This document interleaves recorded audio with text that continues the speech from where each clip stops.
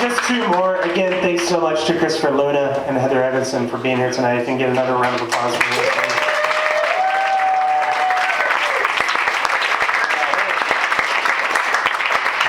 And then again, when I'm done, I'll be signing books. The books are in the back of the room. Please stick around the Splashdowns. Have some gnarly surf stuff going on. Should be a good Buy him a drink! Yeah. And after this, I'm going to start drinking whiskey and dancing my ass off, so you guys should be here too. Yeah. I'm pretty proud of myself. I only had one whiskey so far. Yeah. This is called finger painting with whole milk. Been living paycheck to 3 days before paycheck for far too long to go trading pocket change for secret messages.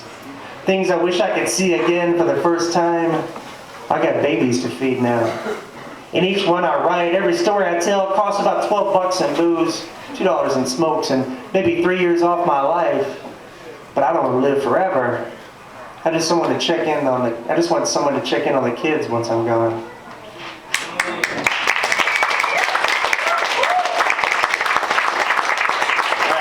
And one more, this is called The Man Who Sold the World. Jack owned the only grocery in town, one of two in the entire county, not including general stores. Arthur Chisholm owned the other over in Eminence. Arthur wasn't like Jack at all. He was a tyrant who double-charged migrant workers and who couldn't speak English and refused to hire blacks in the deli and the meat department. Too dirty to handle food, he told his manager, so the rumor goes. I worked for him for a summer bagging groceries, but walked out when he wouldn't let me leave to go to the state fair. The Kentucky State Fair is one of the biggest in the country, boasting a better attendance record than all the election day voting booths in all the counties combined. He wanted me to spot mop instead. Jack was the man who sold us the world, or at least the world as we know it. Had only one newspaper in stock, the Henry County Local.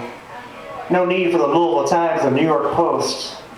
Kept a few hunting magazines behind the counter, though, hot commodities. Jack knew who was poor in town and who wasn't, so he'd freeze the meat that was about to expire and sell it to the Fords for next to nothing. The Fords were proud and wouldn't take anything for free. He'd come around the counter and tell folks to hold off on those canned goods that'll be on sale next week, or there's a coupon in the newspaper over there, go ahead, rip it out. Jack gave free candy to us kids from time to time when our parents weren't looking. My first year of baseball, we had to buy our own uniforms. All of us were broke, so a few moms got together and ironed on a P, a dash, and a Ville across red t-shirts that faded to pink after one wash. P-Ville, short for Pleasureville. We were too poor to afford the whole name. The next year, Jack sponsored us and we got shiny new uniforms with numbers on the back even. No more iron-ons. Instead of Pleasureville, though, or even P-Ville, our jerseys read Jack and Terry's Family Market, Route 212, Box 73, Highway 22, Main Street, Pleasureville, Kentucky, USA, 502-637-2876. Come on in and say hi. We lost every game that year, and I think it's because we were sluggish from carrying all those words around. Jack was a moral man. Didn't sell beer or booze or nudie mags or rolling papers.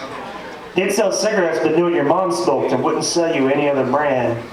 My first cigarette was a Virginia Slim Menthol Ultralight 120. Jack and Terry's Family Market caught fire one night, taking half of downtown Pleasureville with it. Old wiring and old wood.